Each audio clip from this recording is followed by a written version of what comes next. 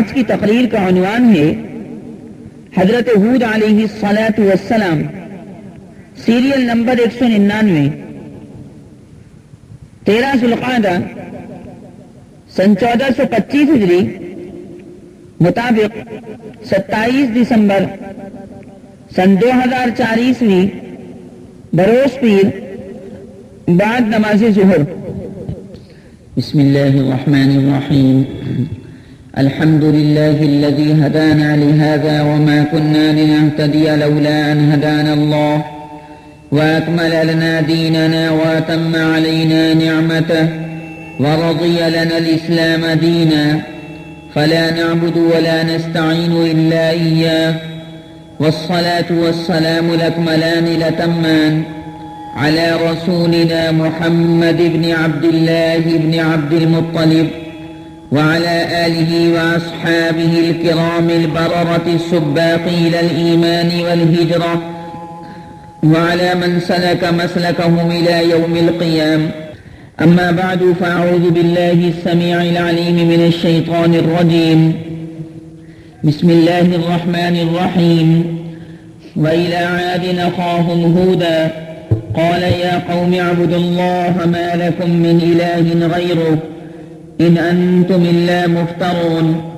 رب اشرح لي صدري ويسر لي أمري واحلل عقدة من لساني يفقهوا قولي. علم الإنسان ما لم يعلم رب زدني علما.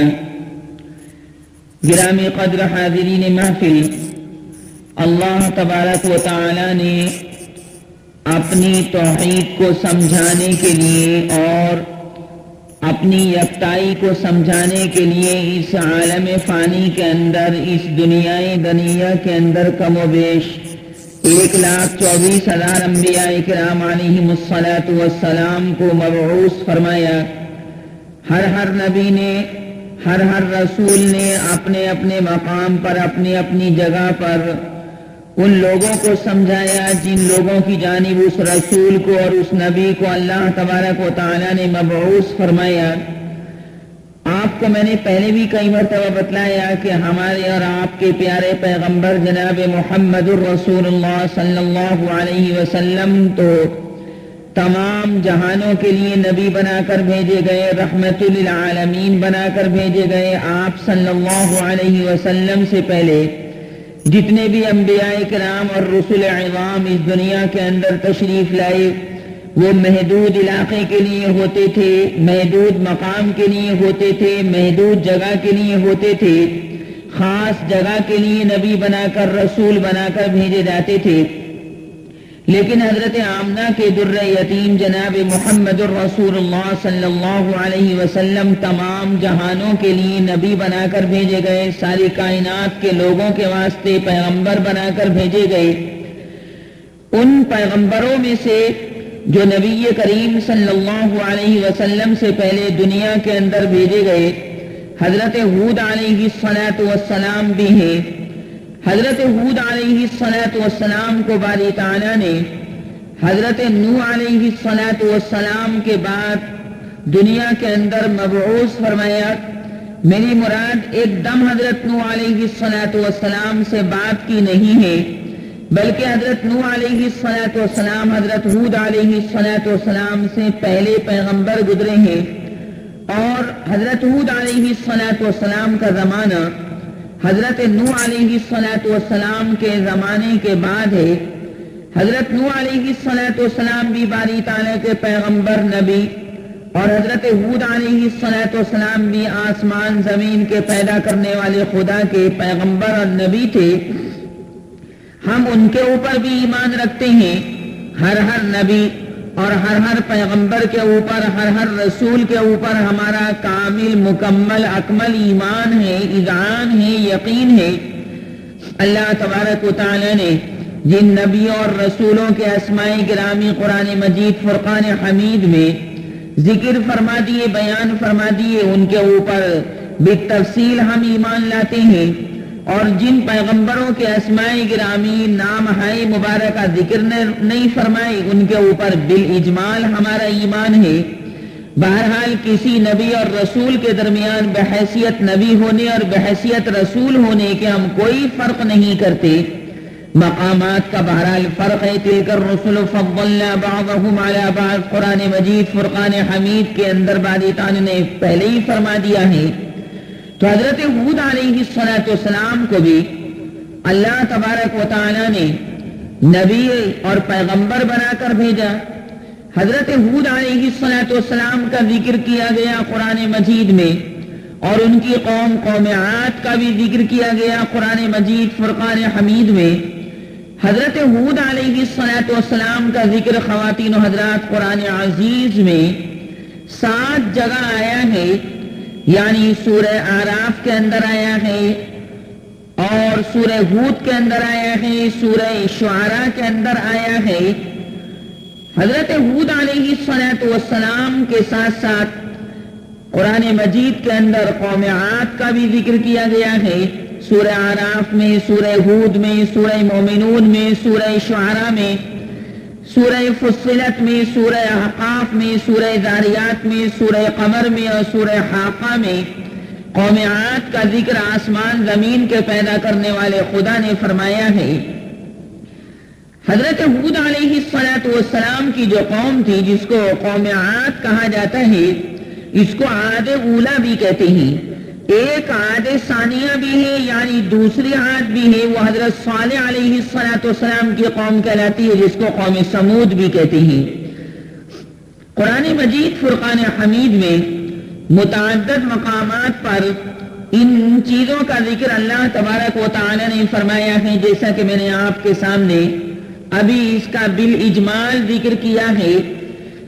آج کے درس میں میری طبیعت چاہتی ہے کہ حضرت ہود علیہ السلام اور ان کی قوم عاد کا کچھ ذکر آپ کے سامنے کر دوں، تاکہ آپ کو اس پیغمبر حضرت ہود علیہ السلام کے بارے میں اور ان کی قوم عاد کے بارے میں کچھ علم ہو جائے. تفصیلی علم تو اللہ تبارک و تعالیٰ کی ذات گرامی کے پاس ہے. حضرت ہود علیہ السلام کی قوم عاد رہتی کہاں تھی؟ قوم عاد کا مسکن کہاں تھا؟ قوم عاد کا مرکزی مقام سرزمین احقاف ہے، اور یہ مقام حضرموت کے شمال میں اس طرح واقع ہے کہ اس کے پورب میں عمان ہے اور شمال میں ربع الخالی ہے. مگر آج یہاں ریت کے ٹیلوں کے سوا کچھ نہیں ہے. اور بعض تاریخ نویس اور مورخین لکھتے ہیں کہ ان کی آبادی عرب کے سب سے بہترین حصے حضرموت اور یمن میں خلیج فارس کے ساحلوں سے حدود عراق تک وسیع تھی، اور یمن ان کا یعنی قوم عاد کا دارالحکومت تھا. حضرت ہود علیہ السلام کو اللہ تبارک و تعالیٰ نے قوم عاد کی جانب نبی بنا کر کیوں بھیجا؟ وجہ اصل میں یہ تھی کہ یہ لوگ بت پرستی کرتے تھے، مورتیوں کی پوجا کرتے تھے، اور اللہ تبارک و تعالیٰ اس بت پرستی کو پسند فرماتا نہیں ہے. جیسا کہ قرآن مجید فرقان حمید میں متعدد مقامات پر اس کا ذکر باری تعالیٰ نے فرمایا ہے. ہمارے اور آپ کے پیارے پیغمبر جناب محمد الرسول اللہ صلی اللہ علیہ وسلم مکہ مکرمہ میں پیدا ہوئے. مکہ مکرمہ میں آپ صلی اللہ علیہ وسلم کی ولادت شریفہ ہوئی تو مکہ مکرمہ کے رہنے والے خود بہرحال بت پرستی کرتے تھے. آس پاس کے علاقے کے لوگ بھی بت پرستی کرتے تھے.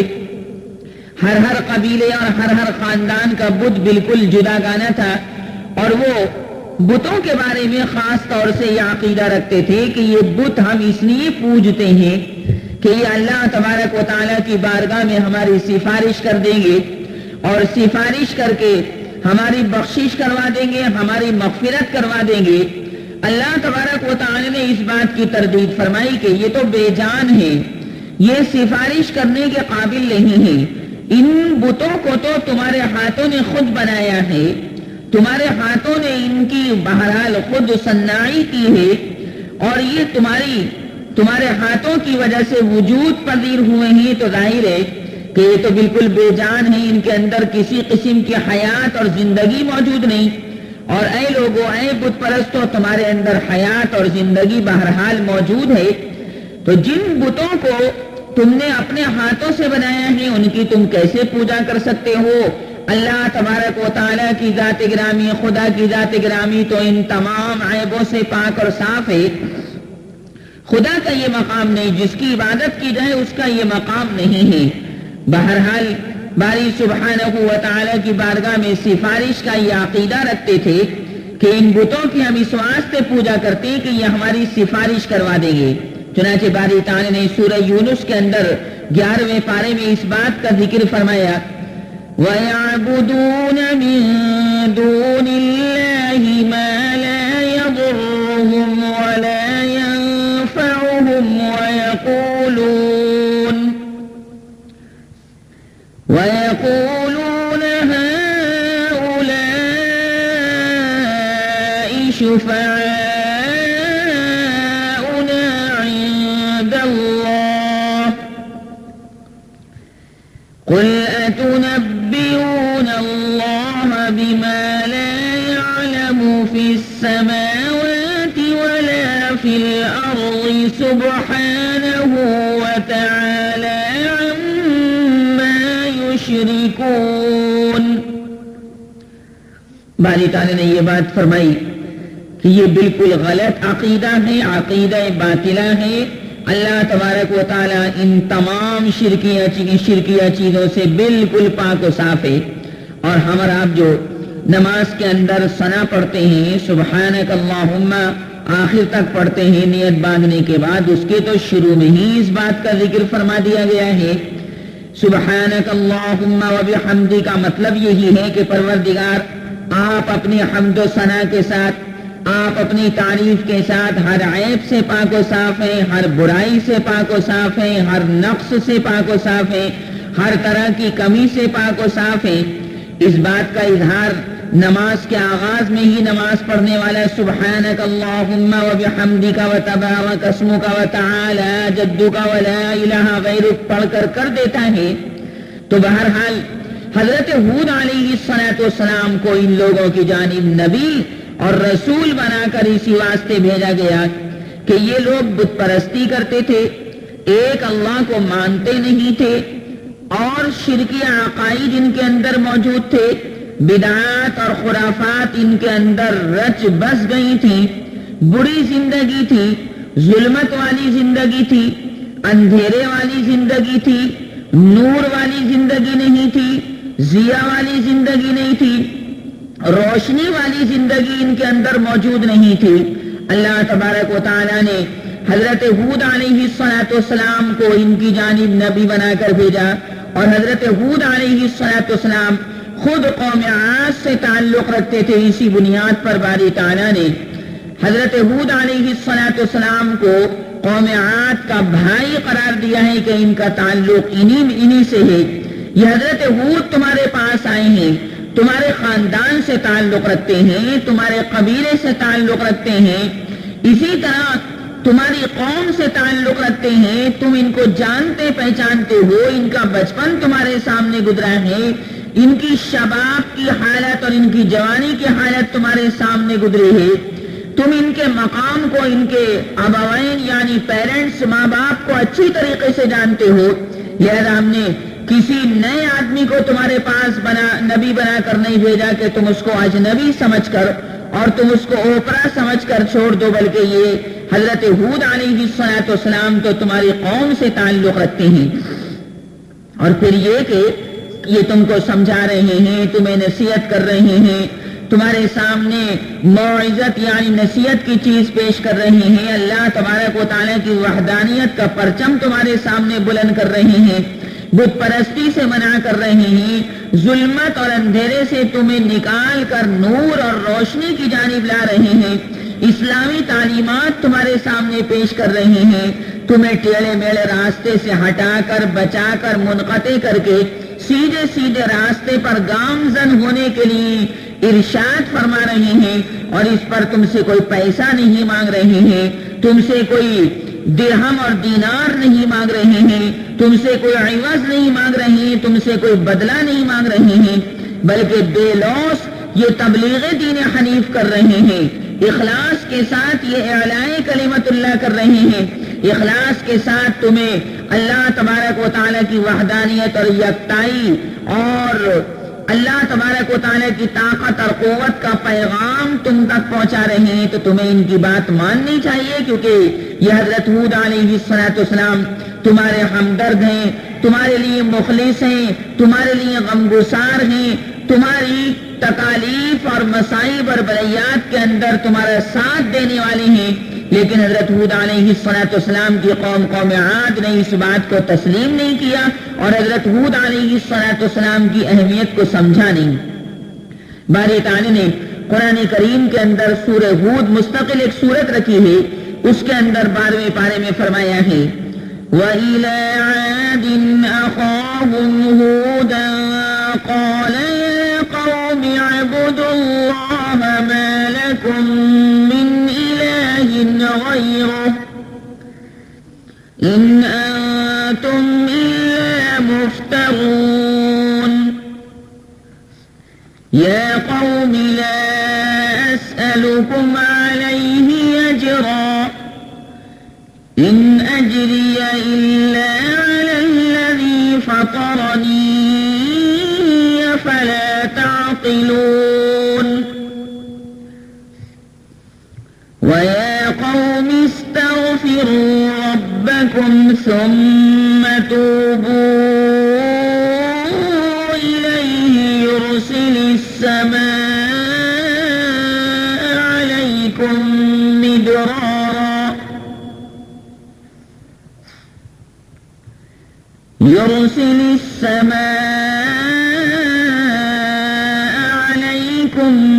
مِّدْرَارًا وَيَزِدْكُمْ قُوَّةً إِلَىٰ قُوَّتِكُمْ وَلَا تَتَوَلَّوْا مُجْرِمِينَ قَالُوا يَا هُودُ مَا جِئْتَنَا بِبَيِّنَةٍ وَمَا نَحْنُ بِتَارِكِي آلِهَتِنَا عَن قَوْلِكَ وَمَا نَحْنُ لَكَ بِمُؤْمِنِينَ إِن نَّقُولُ إِلَّا اعْتَرَاكَ بَعْضُ آلِهَتِنَا بِسُوءٍ قَالَ إِنِّي أُشْهِدُ اللَّهَ وَاشْهَدُوا أَنِّي بَرِيءٌ مِّمَّا تُشْرِكُونَ مِن دُونِهِ فَكِيدُونِي جَمِيعًا ثُمَّ لَا تُنظِرُونَ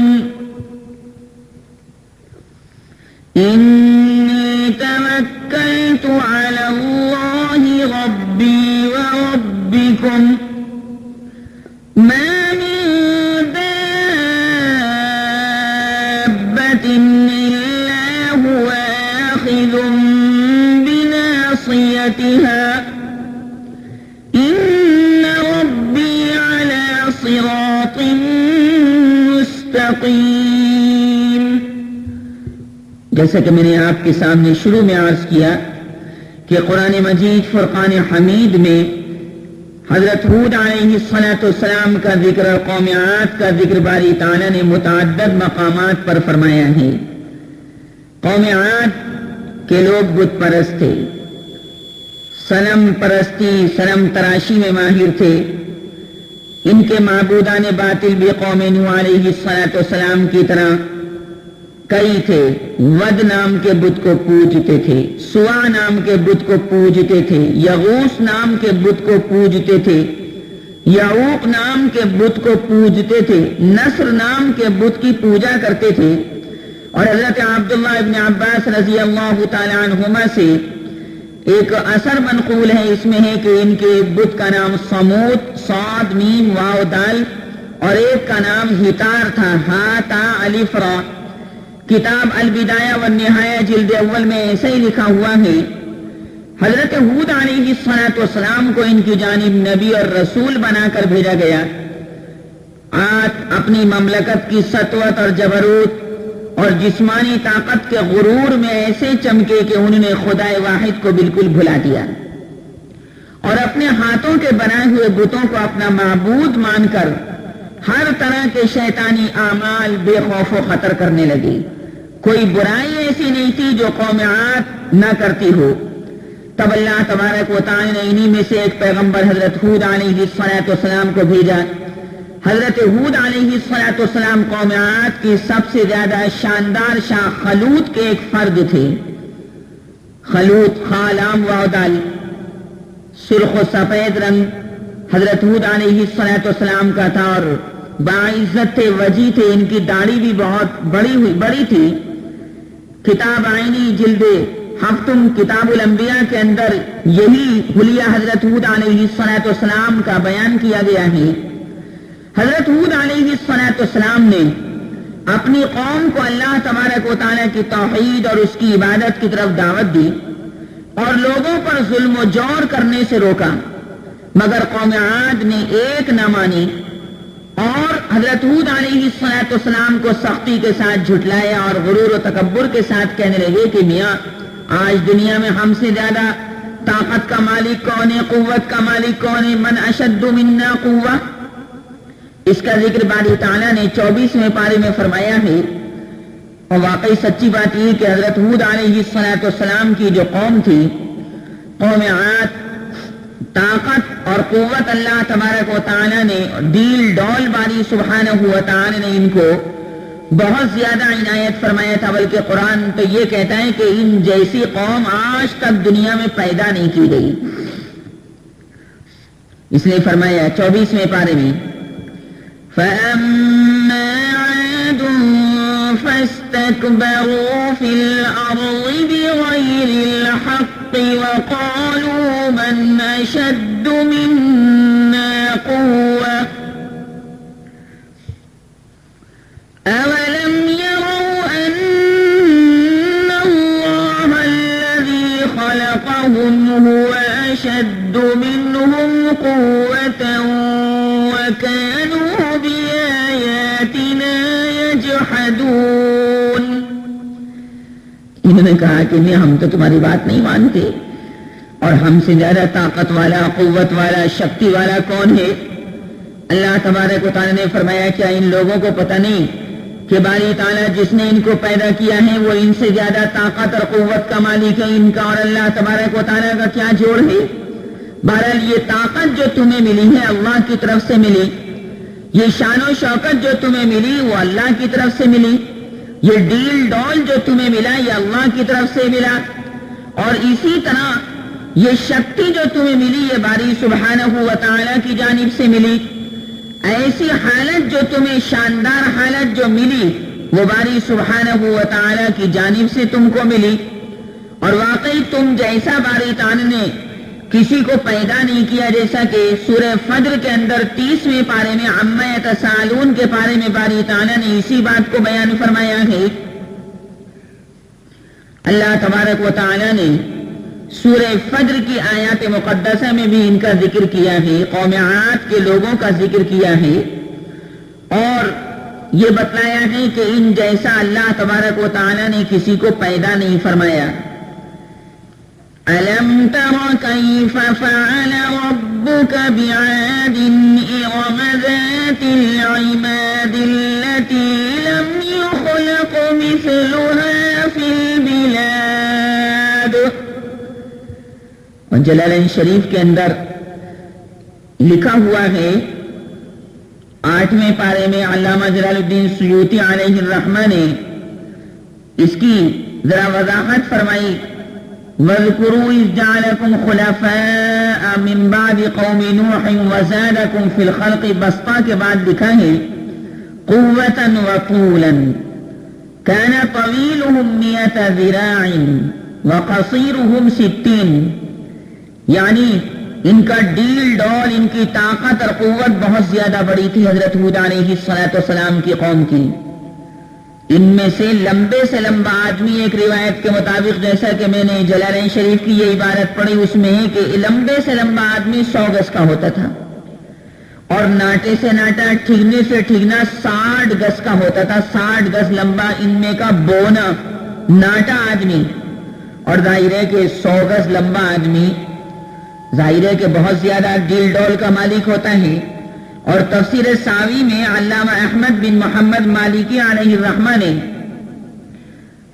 اس سلسلے میں جو بات ارشاد فرمائی ہے وہ یہ ہے کہ علامہ جلال الدین محلی نے سورہ فجر کی آیت کریمہ میں فرمایا کہ ان میں سے لمبے سے لمبا آدمی 400 گز کا ہوتا تھا۔ مختلف روایتیں، مختلف اقوال ہیں۔ تفسیر ساوی کی عبارت یہ ہے الذي قاله المحلی فی سورة الفجر ان طویلهم كان 400 ذراع بذراع نفسه وفي رواية 500 ذراع وقصيرهم 300 ذراع وكان راس الواحد منهم قدر القبة العظيمة وكانت عينه بعد موته تفرخ فيه الضباع۔ یہ تفسیر ساوی کی عبارت ہے، جس کا مطلب یہ ہے کہ ایک قول یہ ہے کہ جناب 100 گز لمبا آدمی ہوتا تھا ان میں کا، اور دوسرا قول یہ کہ 400 گز لمبا ہوتا تھا، تیسرا قول یہ کہ 500 گز لمبا ہوتا تھا، اور ٹھگنے سے ٹھگنا جناب 60 گز لمبا ہوتا تھا، اور ان میں سے ایک ایک آدمی کا سر ایسا ہوتا تھا جیسے ہمارے یہاں بہت بڑا گنبد ہوتا ہے، بہت بڑا قبہ ہوتا ہے، جیسے مسجدوں کے گنبد بڑے بڑے گول گول آپ نے دیکھے، ایک ایک آدمی کا سر اتنا بڑا بڑا، اور آنکھیں بھی اسی حساب سے بہت زیادہ بڑی بڑی۔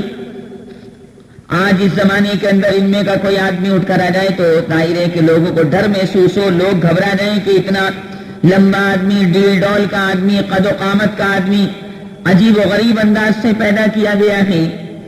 تو فرمایا کہ جب ان کی ہلاکت ہوئی ہے تو ان کی آنکھوں کے اندر پرندوں نے گھونسلے بنا لیے، اتنی بڑی بڑی آنکھیں، اتنی لمبی آنکھیں، اتنی چوڑی آنکھیں۔ پرندے ظاہر ہے کہ پیڑ کی شاخ کے اوپر، درخت کی ٹہنی کے اوپر بھائی اپنا گھونسلہ بناتے ہیں، یا کہیں جناب مچان کے اوپر گھونسلہ بنا لیتے ہیں، گھروں کے اندر، چھجوں کے اندر گھونسلہ بنا لیتے ہیں، لیکن ان کی آنکھیں اللہ تبارک و تعالی نے اتنی بڑی رکھی کہ مرنے کے بعد جب ان کو باری تعالی نے ہلاک فرمایا ہے تو ان کی آنکھوں کے اندر پرندوں نے اپنے گھونسلے بنا لیے۔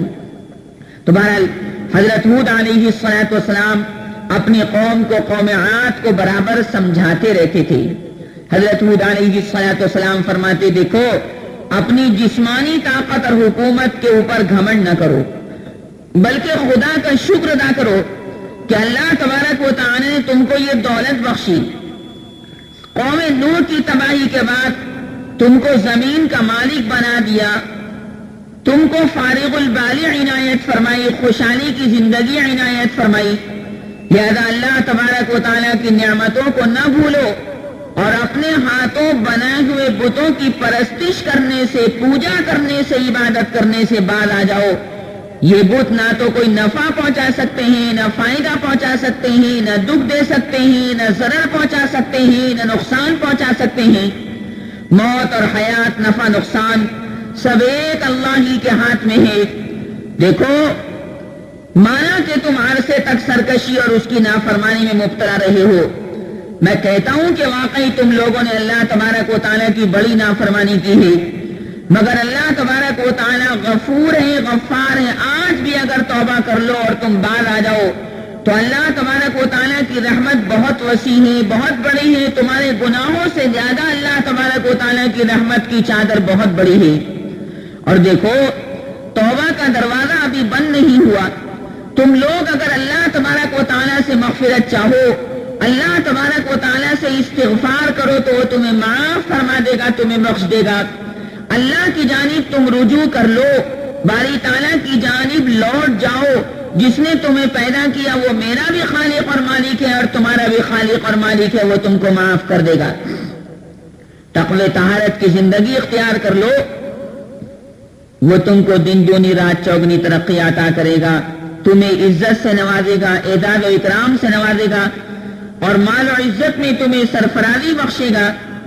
حضرت ہود علیہ السلام برابر اپنی قوم کو اس طرح سمجھاتے رہے، اپنی تبلیغ اور پیغام حق کے ساتھ بار بار یہ بھی دہراتے تھے کہ میں تم سے کسی اجر و عوض کا چاہنے والا نہیں ہوں، میرا اجر تو بس خدا تعالیٰ ہی کے پاس ہے۔ اور یہ نبی کی زندگی کا ایک امتیازی شان ہے۔ ان کو کوئی یہ تہمت نہیں لگا سکتا کہ وہ مال کی طلب میں تبلیغ کر رہے ہیں، یا عزت اور جاہ اور ریاست کی طلب کے اندر یہ تبلیغ دین حنیف کر رہے ہیں۔ وہ نہ قوم سے اپنی عزت کے طالب ہوتے ہیں اور نہ مال و منال کے۔ انبیاء کرام کے سامنے تو صرف ایک ہی نقطہ ہوتا ہے، وہ ہے اپنے فرض کو ادا کرنا، تبلیغ دین حنیف کرنا، اللہ تبارک و تعالیٰ کا پیغام توحید لوگوں تک پہنچا دینا۔ قوم عاد کے اندر ایماندار تو چند آدمی تھے، باقی تمام سرکش اور انسانوں کا جماوڑا تھا۔ ان کو حضرت ہود علیہ السلام کی یہ نصیحتیں بہت شاق گزرتی تھیں۔ وہ یہ نہیں برداشت کر سکتے تھے کہ ان کے خیالات، ان کے عقائد و اعمال، غرضے کہ ان کے کسی ارادے میں بھی کوئی آدمی حائل ہو۔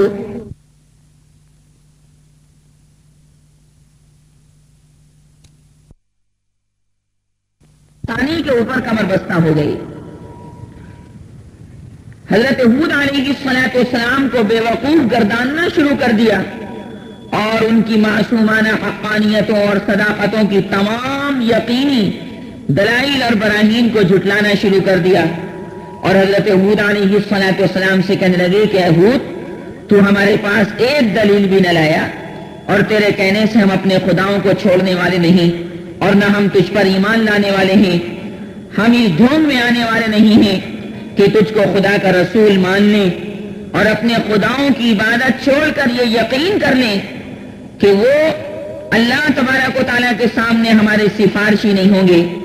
حضرت ہود علیہ السلام نے اپنی قوم سے کہا، دیکھو دیکھو، نہ میں بے وقوف ہوں، نہ میں مجنون ہوں، نہ میں پاگل ہوں، میں تو بے شک خدا تعالیٰ کا رسول اور پیغمبر ہوں۔ اللہ تبارک و تعالیٰ اپنے بندوں کی ہدایت کے لیے، رہنمائی کے لیے بے وقوفوں کو منتخب نہیں کرتا۔ اس کا نقصان اس کے نفع سے بڑھ سکتا ہے۔ ہدایت کی جگہ گمراہی اللہ تبارک و تعالیٰ نہیں لانا چاہتا۔ وہی عظیم الشان خدمت کے لیے، اعلاء کلمت اللہ کرنے کے لیے، تبلیغ دین حنیف کرنے کے لیے اپنے بندوں میں سے ایسے آدمی کو چن لیتا ہے جو ہر طرح اس بات کا یعنی تبلیغ کرنے کا اہل ہو اور اس خدمت حق کو بخوبی انجام دے سکے۔ اللہ عالم حیث یجعل رسالتہ، اللہ خوب جانتا ہے کہ اپنے منصب رسالت کو کس جگہ رکھی، کس کو نبی بنائے، کس کو رسول بنائے۔ خواتین و حضرات، حضرت ہود علیہ السلام جتنا ان کو سمجھاتے رہے، سرکشی قوم کی بڑھتی رہی، مخالفت بڑھتی ہی رہی۔ حضرت ہود علیہ السلام کو جھٹلانے، تکذیب اور تذلیل کے اور زیادہ یہ لوگ درپے ہو گئے۔ عیاذ باللہ مجنون اور خپتی کہہ کر اور زیادہ مذاق اڑانے لگے اور کہنے لگے کہ اے ہود، جب سے تم نے ہمارے معبودوں کو، ہمارے بتوں کو برا کہنا اور ہم کو ان کی عبادت سے رکنے کے لیے تلقین کرنا شروع کیا ہے، ہم دیکھتے ہیں کہ اس وقت سے تمہارا حال خراب ہو گیا ہے، اور ہمارے خداؤں کی بددعا سے اے ہود تم پاگل ہو گئے ہو، نعوذ باللہ مجنون ہو گئے ہو، عیاذ باللہ۔ تو اب ہم اس کے علاوہ تم کو اور کیا سمجھیں؟ ان کو اپنی اس گستاخانہ جرات اور تہمت سے یہ خیال ہو چلا تھا کہ اب کوئی آدمی حضرت ہود علیہ السلام کی طرف دھیان نہ دے گا، اور حضرت ہود علیہ السلام کی باتوں کو توجہ سے کوئی نہ سنے گا۔ حضرت ہود علیہ السلام نے یہ تمام بدتمیزیاں نہایت ضبط و صبر سے سنی، اور پھر اپنی قوم سے بولے، میں خدا کو اور تم سب کو گواہ بنا کر سب سے پہلے یہ اعلان کرتا ہوں کہ میں اس اعتقاد سے بالکل بری ہوں کہ ان بتوں میں یہ طاقت ہے کہ مجھ کو یا کسی کو کسی قسم کی بھی کوئی یہ برائی پہنچا سکتے ہیں، میں نہیں مانتا۔ اس کے بعد تم کو اور تمہارے ان بتوں کو چیلنج کرتا ہوں کہ اگر ان میں ایسی طاقت ہے، قوت ہے، شکتی ہے تو وہ مجھ کو نقصان پہنچانے میں جلدی کریں۔ میں اپنے خدا تعالیٰ کے فضل و کرم سے صاحب عقل ہوں، دانش مند ہوں، صاحب فہم و فراست ہوں، سمجھدار ہوں، حکمت و دانائی کا حامل ہوں۔ میں تو صرف اپنے اس خدا ہی پر بھروسہ کرتا ہوں اور اسی پر وثوق کرتا ہوں جس کے قبضہ قدرت میں کائنات کے تمام جانداروں کی پیشانیاں ہیں، سب اسی کے قبضہ قدرت میں ہیں۔ جو حیات اور موت کا مالک ہے، وہ ضرور میری مدد کرے گا اور ہر نقصان پہنچانے والے کے نقصان سے مجھے محفوظ رکھے گا۔ آخر حضرت ہود علیہ السلام نے ان کی مسلسل بغاوت اور سرکشی کے خلاف یہ اعلان کر دیا اور واضح طریقے سے اعلان کر دیا کہ اگر قوم عاد کے لوگوں کا رویہ یہی رہا اور وہ اللہ تبارک و تعالیٰ کو ایک ماننے سے روگردانی کرتے رہے اور اپنے اندر کوئی تبدیلی پیدا نہ کی اور میری نصیحتوں کو غور سے نہ سنا، تو میں ہر وقت اپنی ڈیوٹی انجام دینے کے لیے کمر بستہ ہوں، باہمت ہوں، مگر تم لوگوں کے لیے ہلاکت یقینی ہے۔ اللہ تبارک و تعالیٰ تم لوگوں کو ہلاک کر دے گا اور ایک دوسری قوم کو زمین کا مالک بنا کر ان کی جگہ قائم کر دے گا۔ دیکھو لوگو، اب بھی سمجھ اور عقل و ہوش سے کام لو۔ حضرت نوح علیہ السلام کی قوم کے حالات سے عبرت پکڑو، درس حاصل کرو، نصیحت حاصل کرو اور اللہ تبارک و تعالیٰ کے پیغام کے سامنے اپنی جبین نیاز کو جھکا دو، سر تسلیم خم کر دو، ورنہ اللہ تبارک و تعالیٰ کا فیصلہ بالکل پکا ہے، بہت قریب ہے کہ جلدی یہ زمانہ آ جائے کہ تم ہلاک کر دیے جاؤ۔ حضرت ہود علیہ السلام نے بار بار اپنی قوم کے لوگوں کو یہ بھی یقین دہانی کرائی کہ میں تمہارا دیکھو کوئی دشمن نہیں ہوں، دوست ہوں، تم سے مال و دولت کا طالب نہیں ہوں، بلکہ تمہاری فلاح اور تمہاری کامیابی چاہتا ہوں۔ میں اللہ تبارک و تعالیٰ کے پیغام کے بارے میں خیانت کرنے والا نہیں ہوں، بلکہ امین ہوں، وہی کہتا ہوں جو مجھ سے اللہ تبارک و تعالیٰ فرماتا ہے۔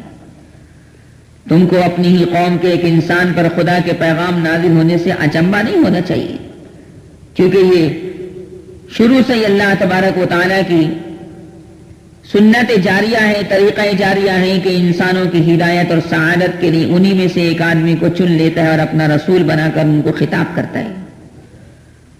فطرت کا تقاضا بھی یہی ہے۔ قوم عاد نے جب یہ بات سنی تو وہ عجیب حیرت میں پڑ گئے، ان کی سمجھ میں نہ آیا کہ ایک خدا کی پرستش کے کیا معنی، ایک خدا کی عبادت کے کیا معنی۔ وہ غم اور غصے میں آ گئے کہ کس طرح ہم باپ دادا کی ریت بت پرستی کو چھوڑ دیں۔ ہمارے باپ دادا، پر دادا، نگر دادا، سگڑ دادا سب ایسے ہی کرتے تھے، بتوں کی پوجا کرتے تھے۔ یہ تو ہماری اور ہمارے باپ دادا کی بہت بڑی توہین ہے۔ لوگوں کا غیظ و غضب بھڑک اٹھا کہ ان کو کافر اور مشرک کیوں کہا جاتا ہے جبکہ وہ بتوں کو اللہ تبارک و تعالیٰ کے سامنے اپنا سفارشی مانتے ہیں۔ ان کے نزدیک حضرت ہود علیہ السلام کی بات مان لینے میں ان کے معبودوں اور بزرگوں کی توہین ہوتی تھی، جن کو وہ اللہ تبارک و تعالیٰ کی بارگاہ میں اپنا سفارشی مانتے تھے۔ آخر وہ شعلے کی طرح بھڑک اٹھے اور حضرت ہود علیہ السلام سے بگڑ کر کہنے لگے کہ تم نے ہم کو اپنے خدا کے عذاب کی دھمکی دی اور ہم کو اس سے یہ کہہ کر ڈرایا کہ میں تمہارے اوپر بڑے دن کے عذاب آنے سے ڈرتا ہوں کہ کہیں تم اس کے مستحق نہ ٹھہر جاؤ۔ تو اے ہود، اب ہم تمہاری روز روز کی نصیحتیں نہیں سننا چاہتے۔ اگر واقعی آپ اپنے قول میں سچے ہیں تو وہ عذاب جلدی لے آئیے تاکہ ہمارا اور آپ کا قصہ پاک و ختم ہو جائے۔ حضرت ہود علیہ السلام نے تو وہی بہت سمجھانے کی کوشش کی اور آخر میں یہ بھی فرمایا کہ عذاب عظیم تمہارے اوپر آ سکتا ہے، لیکن وہ تو کہنے لگے کہ نہیں، عذاب لے کر آؤ۔ حضرت ہود علیہ السلام نے فرمایا، سورہ شعراء میں باری تعالیٰ نے اس کا ذکر فرمایا، کذبت عاد المرسلین، فرمایا گیا کہ قوم عاد نے حضرت ہود علیہ السلام کو اکیلے کو نہیں جھٹلایا بلکہ سارے پیغمبروں کو جھٹلا دیا، کیونکہ ایک رسول کو جھٹلانا در حقیقت سارے پیغمبروں کو، سارے رسولوں کو اور سارے نبیوں کو جھٹلانے کے مترادف ہے۔ كذبت عاد المرسلين إذ قال لهم أخوهم هود ألا تتقون إني لكم رسول أمين فاتقوا الله وأطيعون وما أسألكم عليه الذكر إن أجري إلا على رب العالمين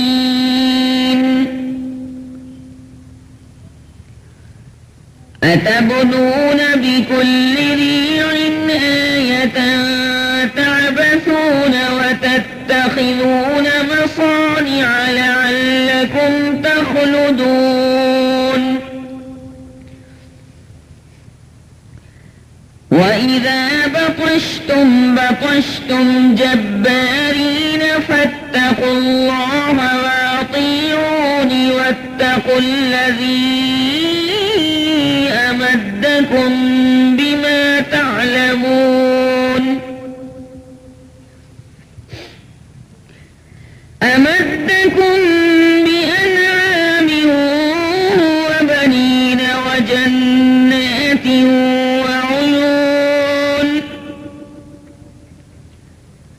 إني أخاف عليكم عذاب يوم عظيم قالوا سواء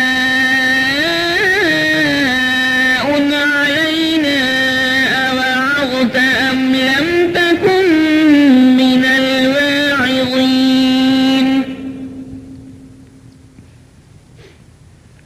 إن هذا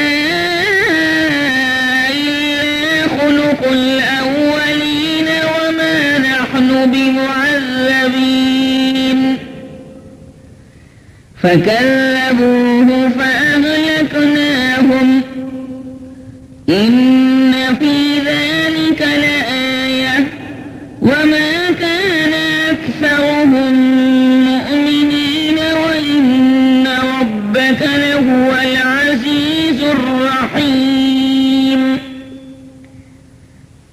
حضرت ہود علیہ الصلاۃ والسلام نے جواب دیا کہ اگر میری مخلصانہ اور سچی نصیحتوں کا یہی جواب ہے اور تم کو عذاب کا اتنا ہی شوق ہے تو وہ بھی کچھ دور نہیں.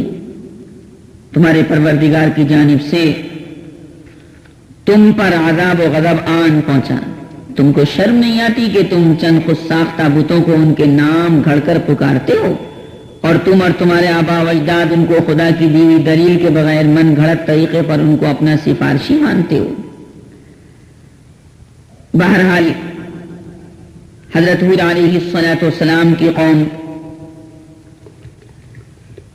عاد کی انتہائی شرارت اور بغاوت اور اپنے پیغمبر حضرت ہود علیہ الصلاۃ والسلام کی تعلیم سے بے پناہ بغض و عناد کی پاداش عمل اور قانون جزا کا وقت آن پہنچا اور اللہ تبارک و تعالیٰ کی غیرت حرکت میں آئی اور اللہ تبارک و تعالیٰ کے عذاب نے سب سے پہلے خشک سالی کی شکل اختیار کی. پیداواری بند ہو گئی, کھیتی باڑی ختم ہو گئی. قوم عاد کے لوگ سخت گھبرائے پریشان ہوئے اور حضرت ہود علیہ الصلاۃ والسلام کو ہمدردی پر اکسایا اور مایوسی کے بعد پھر ایک مرتبہ ان کو سمجھایا کہ دیکھو راہ حق اختیار کر لو اور میری نصیحت پر ایمان لے آؤ کہ یہی نجات کی راہ ہے دنیا میں بھی اور آخرت میں بھی, ورنہ پچھتاؤ گے. لیکن بدبخت اور بد نصیب قوم پر کوئی اثر نہ ہوا. آپ نے سینکڑوں مرتبہ دیکھا ہوگا کہ سمجھانے والے بات کو سمجھاتے ہیں لیکن بات سامنے والے کی سمجھ میں نہیں آتی اور اس کے دل کی کھڑکی, دل کا روشن دان بند رہتا ہے.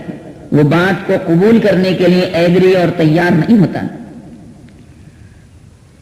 تب اللہ تبارک و تعالیٰ کے ہولناک عذاب نے قوم عاد کو آ گھیرا. 8 دن اور 7 راتیں ہوا ان کے اوپر چلتی رہی. ہوا نہیں, ہوا کا طوفان آ گیا.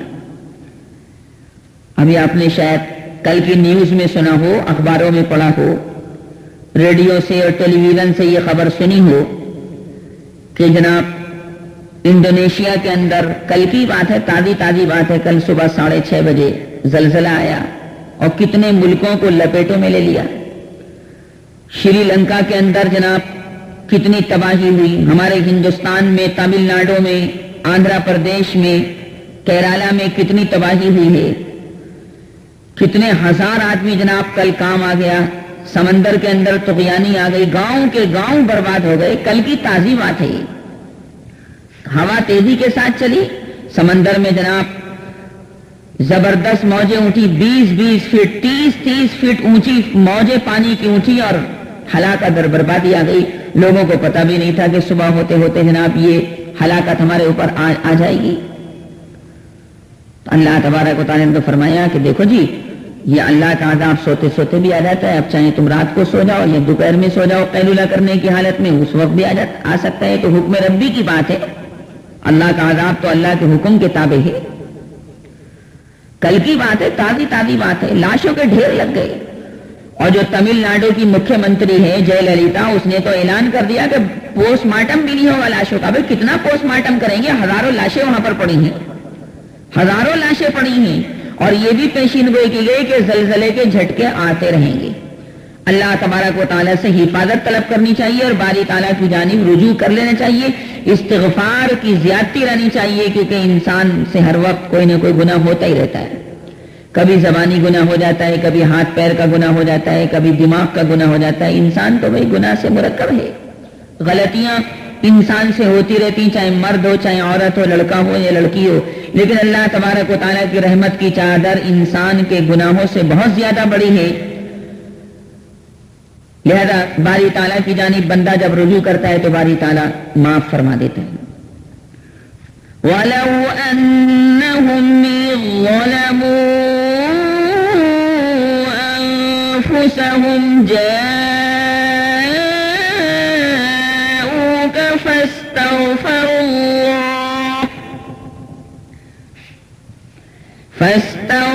اللَّهَ وَاسْتَغْفَرَ لَهُمُ الرَّسُولُ لَوَجَدُوا اللَّهَ تَوَّابًا رَحِيمًا.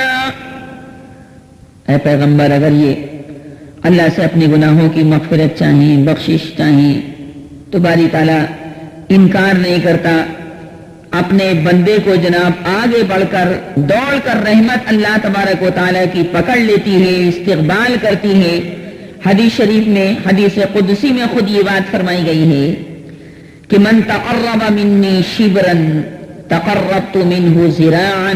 جو آدمی مجھ خدا سے ایک بالش قریب ہوتا ہے، میں ایک گز آگے بڑھ کر اس کو جناب اس کا استقبال کرتا ہوں. یہ خود خدا تعالیٰ فرماتا ہے. تو جناب 7 راتیں اور 8 دن حضرت ہود علیہ السلام کی قوم پر ہوا کا طوفان آتا رہا، 1 سیکنڈ کو ہوا نہ روکی. اور یہ لوگ جو اپنی طاقت پر گھمنڈ کرتے تھے، دیکھو گھمنڈ تو اللہ نے کسی کا چھوڑا ہی نہیں، باقی نہیں رکھا. گھمنڈ کر کے ہوتا کیا ہے؟ اپنے آپ کو بڑا سمجھ کے ہوتا کیا ہے؟ آدمی مالدار اپنے مال پر گھمنڈ کرنے لگتا ہے، پہلوان اپنی طاقت پر گھمنڈ کرنے لگتا ہے، حسین و جمیل آدمی اپنے حسن و جمال پر گھمنڈ کرنے لگتا ہے. گھمنڈ تو اللہ تعالیٰ کو پسند ہے ہی نہیں. اور آدمی گھمنڈ کرے کس بات کے اوپر؟ گندگیاں انسان کے ساتھ لگی ہوئی ہیں، پیشاب ہے، پاخانہ ہے، ری ہے، یہ تمام گندگیاں، پھر منہ کی بدبو ہے، پھر پیٹ کے اندر جو خون ہے وہ سب گندا اور نجس ہے. وضو کرنے کے بعد اگر خون نکل آئے اور بہہ جائے تو وضو ٹوٹ جاتا ہے. میں جس خون سے ہم پلتے ہیں، بڑھتے ہیں، ہمارے اندر طاقت بڑھتی، وہ خون نجس ہے، ناپاک ہے. کپڑے پر لگ جائے، کپڑا ناپاک ہو جائے. تو ہم کس بات پر گھمنڈ کریں گے؟ اوپر کو دیکھیں تو ہم گندے ہیں، اندر کو دیکھیں تو گندے ہیں. اللہ کی ذات واقعی ہر عیب سے پاک و صاف ہے. خالق اور مخلوق کا کیا مقابلہ ہے؟ کجا اس کی ذات گرامی، کجا ہم گندے بندے. مسلسل 8 دن اور 7 راتیں ہوا کا طوفان ان کے اوپر آیا. وہ آدمی جو 100 گز کا، 300 گز کا، 400 گز کا ایک آدمی تھا، ہوا نے ان کو کاغذ کے پرزے کی طرح ادھر سے ادھر اڑا کر پھینک دیا. ہوا تو اللہ کے تابع ہے. قرآن پاک میں اللہ نے فرمایا کہ یہ لمبے تڑنگے لوگ ہماری ہوا کا طوفان آنے کے بعد اس طرح بے حس و حرکت پڑے نظر آتے تھے جس طرح آندھی سے طاقتور پیڑ بے جان ہو کر نیچے گر جاتا ہے. اللہ نے ان کو صفحہ ہستی سے مٹا دیا تاکہ آنے والی نسلوں کے لیے عبرت بنے، نصیحت بنے، اور دنیا آخرت کی لعنت اور عذاب ان پر مسلط کر دیا گیا کہ یہ اس کے مستحق تھے. اور حضرت ہود علیہ السلام اور ان کے ماننے والوں پیروان اسلام خدا کی رحمت اور نعمت میں عذاب الہی سے محفوظ رہے۔ یہ ہے وہ داستان حضرت ہود علیہ السلام کی قوم کی، یہ ہے وہ واقعہ جو میں نے آپ کے سامنے بیان کیا۔ قرآن کریم کی آیات کریمہ سے میں نے یہ تمام تفصیلات آپ کے سامنے بیان کی۔ سورہ حاقہ کے اندر تو اللہ تبارک و تعالی نے ان کے مرنے کا بڑا عجیب و غریب نقشہ کھینچا ہے۔ 29ویں پارے میں سورہ حاقہ ہے، اس کے 2 رکوع ہیں۔ باری تعالی نے ارشاد فرمایا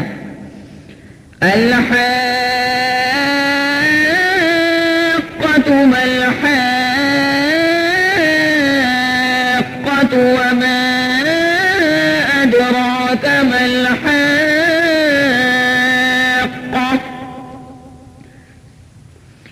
كذبت ثمود وعاد بالقارعة فأما ثمود فأهلكوا بالطاغية وأما عاد فأهلكوا بريح صرصر عاتية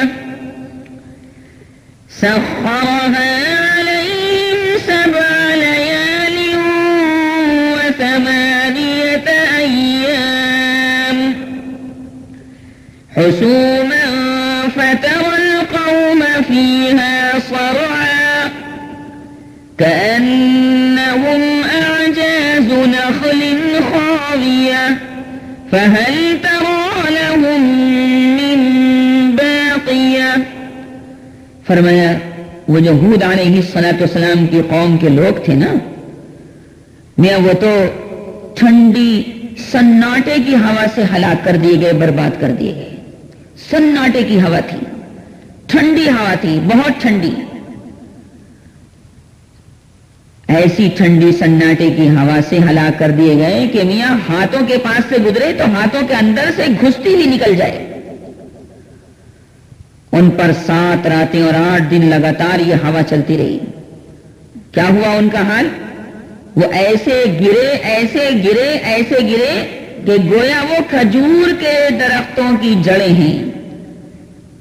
پھر اللہ تعالیٰ سوال کرتا ہے اسی آیت کریمہ میں، اے قرآن پڑھنے والے، اے قرآن کی تلاوت کرنے والے، بتا تو صحیح، ان بدتمیزوں میں سے کوئی بچا؟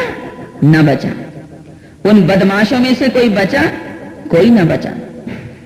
ان باغیوں میں سے کوئی بچا؟ کوئی نہ بچا۔ حضرت ہود علیہ السلام کو گالی دینے والوں میں سے کوئی بچا؟ کوئی نہ بچا۔ ان بت پرستوں میں سے کوئی بچا؟ کوئی نہ بچا۔ فَهَلْ تَرَى لَهُم مِّن بَاقِيَةٍ۔ اور جیسے میں نے ابھی آپ کے سامنے عرض کیا تھا کہ شروع میں تو اللہ تبارک و تعالی نے ان لوگوں کے اوپر قحط سالی بھیج دی، اناج ہی پیدا ہونا بند ہو گیا، کھیتی باڑی ان کی تمام ختم ہو گئی، اب کھانے کو جناب ان کے پاس کوئی چیز نہ تھی، دانے دانے کو محتاج ہو گئے، بارش ہوتی نہیں تھی۔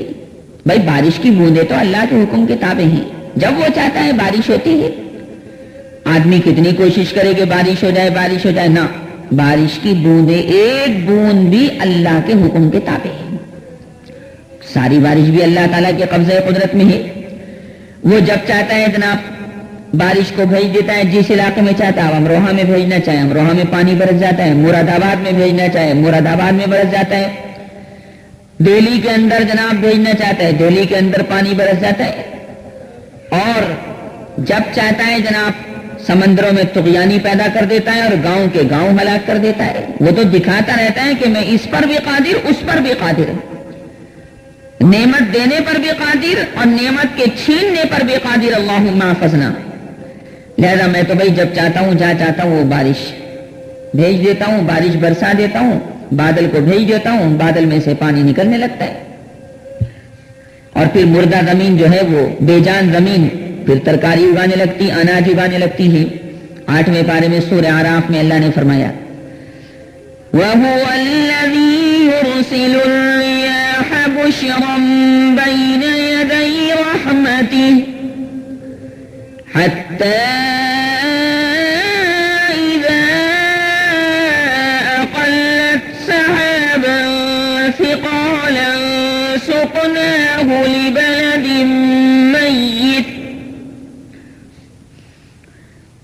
سقناه لبلد ميت فأنزلنا به الماء فأخرجنا به من كل الثمرات كذلك نخرج الموتى لعلكم تذكرون والبلد الطيب يخرج نباته بإذن ربه والذي خبث لا يخرج إلا نكدا كذلك نصرف الآيات لقوم يشكرون. اب بادل کا جب عذاب کا بادل جب ان کے اوپر آیا تو میرے تو خوش ہو گئے کہ آج بارش برسے گی، لیکن وہ رحمت کا بادل نہیں تھا بلکہ عذاب کا بادل تھا. اللہ تبارک و تعالی نے 26ویں پارے میں سورہ احقاف کے اندر ان کی اس خوشی کو بیان فرمایا، لیکن وہ خوشی تھوڑی ساری دیر کے لیے تھی، اس کے اندر سے تو جناب عذاب آیا. اللہم احفظنا. سورہ احقاف کے اندر یہ مقام احقاف کے اوپر یہ لوگ قوم عاد کے لوگ رہتے تھے. فرمایا گیا فَلَمَّا رَأَوْهُ عَارِضًا مُسْتَقْبِلَ أَوْدِيَتِهِمْ قَالُوا هَذَا عَارِضٌ مُمْطِرُنَا بَلْ هُوَ مَا اسْتَعْجَلْتُمْ بِهِ رِيحٌ فِيهَا عَذَابٌ أَلِيمٌ تُدَمِّرُ كُلَّ شَيْءٍ بِأَمْرِ رَبِّهَا فَأَصْبَحُوا لَا يُرَى إِلَّا مَسَاكِنُهُمْ كَذَلِكَ نَجْزِي الْقَوْمَ الْمُجْرِمِينَ. حضرت ہود علیہ السلام اور ان کے اوپر ایمان لانے والے اللہ تبارک و تعالیٰ کے حکم سے بچ گئے، نجات پا گئے.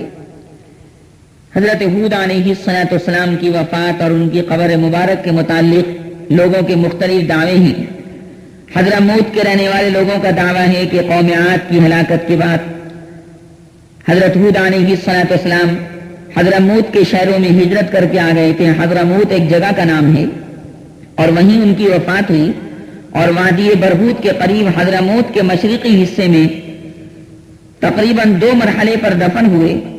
اور حضرت علی رضی اللہ تعالی عنہ سے ایک اثر منقول ہے کہ ان کی قبر یعنی حضرت ہود علیہ السلام کی قبر حضرموت میں سرخ چیرے پر کثیب احمر پر ہے اور ان کے سرانے جھاؤ کا درخت کھڑا ہے. یہ حضرت علی رضی اللہ تعالی عنہ کا قول ہے.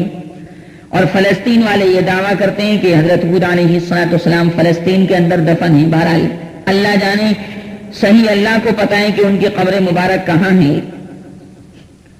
خواتین حضرات، جو آدمی قوم عاد کے واقعے کو پڑھتا ہے اس کی آنکھوں کے سامنے ایک ایسی ہستی کا تصور آ جاتا ہے جو وقار اور متانت کا مکمل مجسمہ ہے.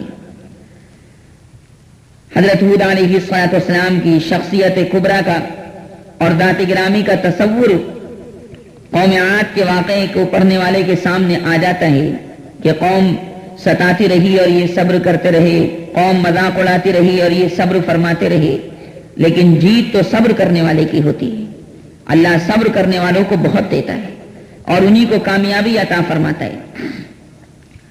حضرت ہود علیہ السلام نے لطف و مہربانی کے ساتھ اپنی قوم کو خدا کی وحدانیت پر ایمان لانے کی ترغیب دی، اس کی لازوال نعمتوں کو یاد دلایا اور آئندہ کے لیے وعدہ کیا، مگر بدبخت قوم نے کسی طرح مان کر نہ دیا. اور ظاہر ہے کہ نہ ماننے والوں کے اوپر اللہ تبارک و تعالیٰ کا عذاب آیا. باپ دادا کی ریت اور رسم اگر اس کے اندر کوئی نقصان ہے، اس کے اندر کوئی بدعت ہے، کوئی خرافات ہے، تو بعد کے آنے والی نسلوں کو چاہیے کہ اس ریت کو چھوڑ دیں، اس رسم کو چھوڑ دیں. حضرت ہود علیہ السلام اور دیگر انبیاء کرام علیہ السلام کی یہ سنت بہترین نمونہ ہے کہ پیغام حق کی راہ میں بدی کا بدلہ نیکی سے دیا جائے اور کڑوے پن کا جواب مٹھاس سے دیا جائے. کیونکہ پھول کی پتی سے کٹ جاتا ہے ہیرے کا جگر، جو کام مٹھاس سے نکل سکتا ہے وہ کڑوے پن سے نہیں نکل سکتا. اللہ تبارک و تعالی مجھے بھی عمل کی توفیق عطا فرمائے اور آپ حضرات کو بھی. وآخر دعوانا ان الحمد للہ رب العالمین.